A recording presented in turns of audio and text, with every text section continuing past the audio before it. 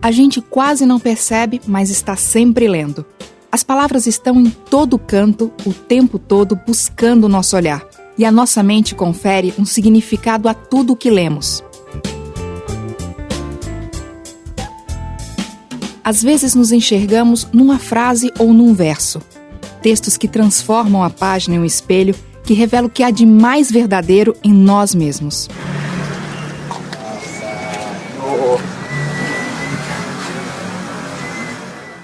Na realidade, todo leitor é, quando lê, o leitor de si mesmo.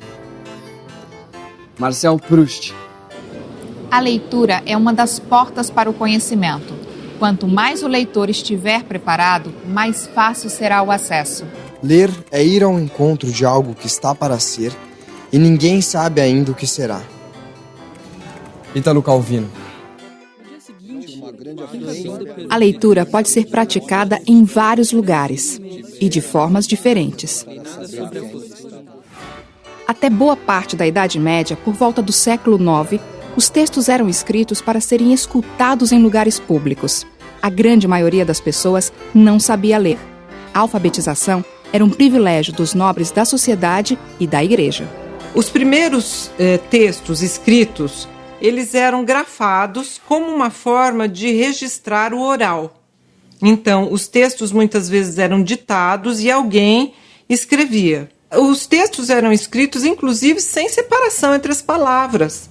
Então, as palavras eram grafadas, grudadas umas nas outras, sem pontuação, sem parágrafo, sem coisa alguma. Porque o texto era usado como uma forma de memorizar ou de guardar aquele texto que era normalmente praticado na oralidade, que eram recitados em praças, em encontros, enfim. A forma silenciosa de leitura surgiu apenas no século IX, quando alguns grupos religiosos começaram a exigir o silêncio durante o trabalho no scriptorium dos conventos.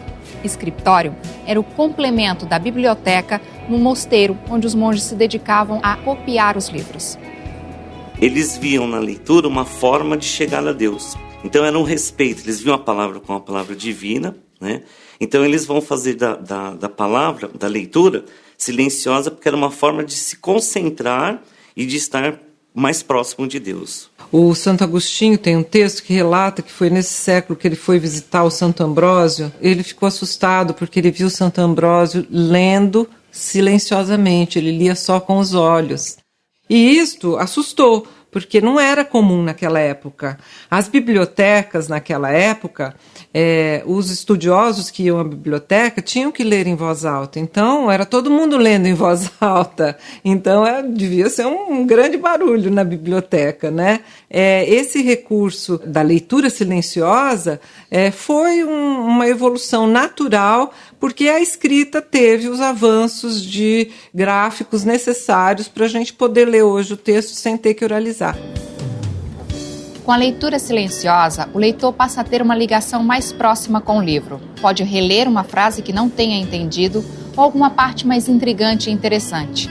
Pode, inclusive, interromper a leitura para refletir, o que nem sempre é feito quando lemos em voz alta para outras pessoas. Quando a pessoa vai fazer uma leitura, né, ela vai articular uma série de conhecimentos. Então, não só o conhecimento da palavra, mas o próprio conhecimento de mundo, né, as ideologias que ela tem. Ela vai entrar em contato com mundos diferentes. Primeira etapa pode ser a leitura silenciosa. Por quê? Porque é o primeiro contato que nós vamos ter com o texto. Por exemplo, os clássicos, quando vai ler Guimarães Rosa, por exemplo, a construção do sentido, a apreensão da leitura, ela é muito mais significativa quando você faz em voz alta do que quando você faz essa leitura silenciosa. Na verdade, é modelo que uma escola burguesa colocou, influenciada pela igreja, né, e que predomina hoje no modelo que a gente tem de escola, que isso tem sido trabalhado e rompido. Por que você lê? Eu leio porque para adquirir mais conhecimento e eu gosto de ler sobre a história do Brasil. Além de ser necessário, eu acho que é o melhor exercício intelectual que alguém pode ter é a leitura. A leitura, ela te mostra a vida, de modo geral, em todas as áreas, em todos os segmentos. Eu leio porque eu acho que é uma maneira de encontrar nos livros aquilo que eu não vivo. Porque enriquece a vida. É para passar o tempo também. Quando você lê, você consegue imaginar vários mundos e, ao mesmo tempo, conhecer. Eu acho isso lindo. A leitura, ela abre horizontes para o indivíduo, no sentido de que ela possibilita que ele pense em temas que às vezes ele nunca pensou, ou que ele aprofunde um conhecimento que ele já tinha, mas que ele não tinha naquela proporção, ou que até que ele passe um tempo imaginando uma história de vidas de outras pessoas que não existem ou existem, mas que ele não conhece pessoalmente. A gente gosta de ler textos em que a gente se reconheça, em que a gente reconheça o mundo em que a gente vive, os conhecimentos que a gente tem. Na verdade, a gente lê para reconhecer. Aí, aparece uma coisa muito nova e eu não me vejo naquilo, eu não me reconheço, eu me fecho. Então, se eu quero aprender, eu tenho que mudar essa postura, eu tenho que me abrir e falar, bom, vamos fazer assim, eu vou experimentar. O ato de ler envolve o conhecimento e as experiências que acumulamos ao longo da vida. É um encontro do nosso arquivo pessoal com as ideias contidas no livro. A leitura nos mostra, por exemplo, o quanto um homem pode manter a sua humanidade, mesmo quando transformam num inseto. Quando certa manhã Gregor Samsa acordou de sonhos intranquilos, encontrou-se em sua cama metamorfoseado num inseto monstruoso. Por meio da leitura, é possível conhecer a dor de um cão e nos comover mais do que se fosse a dor de um ser humano. Baleia respirava depressa, a boca aberta, os queixos desgovernados, a língua pendente e insensível. Não sabia o que tinha sucedido. Ler nos faz entrar nos pensamentos dos loucos, sem o risco de sermos tomados por sua loucura. Quis ressuscitar a já morta cavalaria andante, e há muitos dias que, tropeçando aqui, caindo ali, tombando aqui e me levantando lá, realizei grande parte do meu desejo, socorrendo viúvas, amparando donzelas e protegendo casadas, órfãos e pupilos. Ofício próprio e natural de cavaleiros andantes. A leitura nos ajuda a entender que não estamos sozinhos nem na solidão. E ele estava ali só com a sua glória e o seu tormento, sem amor, sem confidente, sem amigo, só como um Deus, ou como um apóstolo em terra ingrata, que não lhe quer ouvir a boa nova. Então, quando a gente pensa nesses clássicos, né, os cânones da literatura, eles acabam passando de tempo em tempo e cada vez tendo força maior, porque ele vai ser uma forma de uma resposta para a própria ontologia, quer dizer, para a própria condição do ser humano. Então, são autores que vão tratar, dentro daquela narrativa, dentro daquela expressão de um eu, ele vai tratar das questões relacionadas à essência do ser humano. Então, independe de eu estar em 2014, 2009, século XVII, século XVIII, né? São angústias da existência humana que fazem parte e sempre farão. A palavra ler vem do latim lego. Significa colher, eleger, furtar, roubar, espiar ou espreitar. Observando bem, cada sinônimo revela uma característica diferente para o ato de ler. Quando a gente lê para estudar, que a gente vai ler um texto para compreender as ideias, para colher informações, para a gente levantar dados para uma pesquisa, a gente está estudando, a nossa leitura ela tem esse foco. Então eu tenho que me preparar assim, eu tenho que fazer anotações, eu tenho que descobrir qual é o melhor método para ler esse texto. Essa leitura que a gente faz, digamos, me cai um livro nas mãos, eu não sei do que trata o livro, não sei se eu gosto, se eu não gosto, ou mesmo um jornal.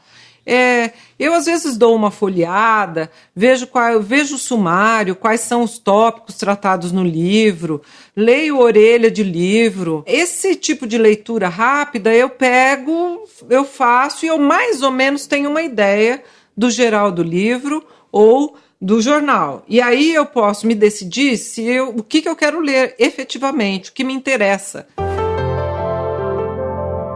Quando você se envolve com o texto, a possibilidade de você dialogar com o texto é muito grande. porque você está envolvido, te interessa aquele texto e você está lendo num processo interativo que vai te envolvendo cada vez mais. E você tem também essa visão crítica de ser uma pessoa autônoma para avaliar os conhecimentos que você está adquirindo, né?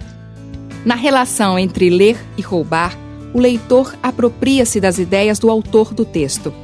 Ele, de certa forma, as rouba para construir novos sentidos e significados. O historiador francês Michel de Certeau comparou o leitor a um viajante que percorre terras alheias e tira delas os bens para seu sustento e prazer.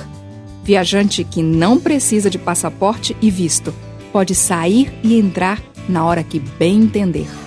Alberto Mangel, escritor nascido na Argentina, hoje cidadão canadense, vê os leitores como ladrões na noite que se apropriam das palavras para depois compartilhar experiências novas.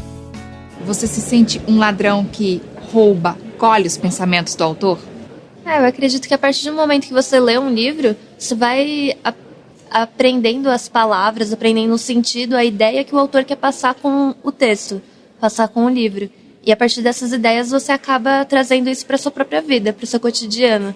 Há um tempo atrás, a gente adotou um cachorro de rua lá em casa e ele se tornou um transtorno lá em casa. E minha mãe um dia resolveu colocá-lo na rua, que não aguentava mais, que ele estava destruindo tudo. E aí eu usei uma frase do Pequeno Príncipe que diz que você se torna eternamente responsável por aquilo que cativa. E aí isso fez ela repensar e o cachorro está lá em casa até hoje com a gente. Ela não colocou ele de volta na rua. Uma obra, quando ela é publicada, a gente diz que ela saiu das mãos do autor, ela tem uma vida própria. Os signos, as palavras, o modo como o texto está arranjado podem sugerir muitos sentidos diferentes de acordo com o leitor. Então o leitor, ele não vai só decodificar o texto, né? Ele vai construir o sentido para o texto. A gente às vezes diz que assim, a leitura é aquele texto que a gente escreve na cabeça enquanto lê. Não há mais um autor, mas existem autores, coautores, que vão construindo sentido para esse texto. Nós lemos para compreender quem somos e onde estamos. O que vale não é a quantidade de palavras que entram pelos olhos, mas a mudança que elas provocam no nosso olhar. As palavras sempre vão contar algo de novo sobre nós mesmos.